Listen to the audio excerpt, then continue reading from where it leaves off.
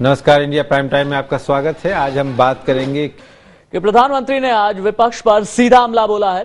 America से लौट रहे पीएम ने कहा कि विपक्ष किसी मध्यावधि चुनाव के मुगालते में न रहे। वो प्रधानमंत्री थे, प्रधानमंत्री हैं और प्रधानमंत्री रहेंगे।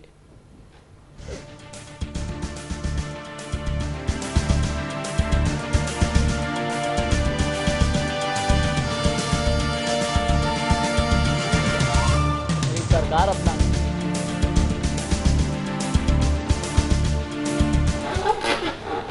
इसी मुद्दे पर बात करने के लिए हमारे साथ वरिष्ठ पत्रकार केजी सुरेश स्टूडियो में जुड़ चुके हैं।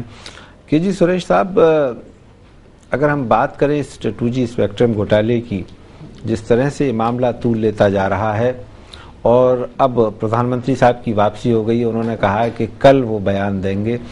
अभी तक चिदम्बरम साहब का वो पूरी तरह से बचाव कर रहे हैं, लेकिन लगता ये है कि कल अदालत में, सुप्रीम कोर्ट में अगर कोई टिप्पणी हो गई चिदम्बरम साहब के खिलाफ तो उन्हें अपने पद से इस्तीफा शायद देना पड़े।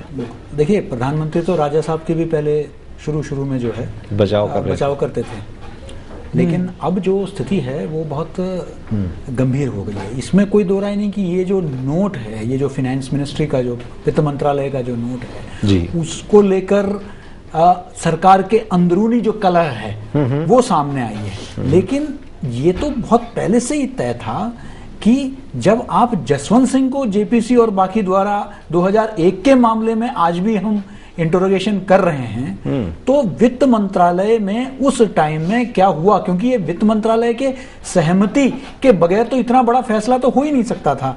तो वित्त मंत्रालय ने ये स्टैंड क्या लिया, इस पर तो नेचुरल कोरोलरी था कि एक इन्वेस्टिगेशन होना तो बिल्कुल होना ही था जी। तो ये जो स्टेटमेंट आया, इससे तो पता यही चलता है कि सरकार भी या वित्त मंत्रालय कम से कम यह मानती है कि वाकई इसको चिदम्बरम साहब रोक सकते थे। बहुत बहुत शुक्रिया केजी सुरेश इस चर्चा में भाग लेने के लिए। तो इंडिया प्राइम टाइम में आज इतना ही। कल आपसे फिर मुलाकात होगी रात 9 बजे, लेकिन इंडिया न्यूज पर खबरों का सिलसिला लगातार जारी है। नमस्कार।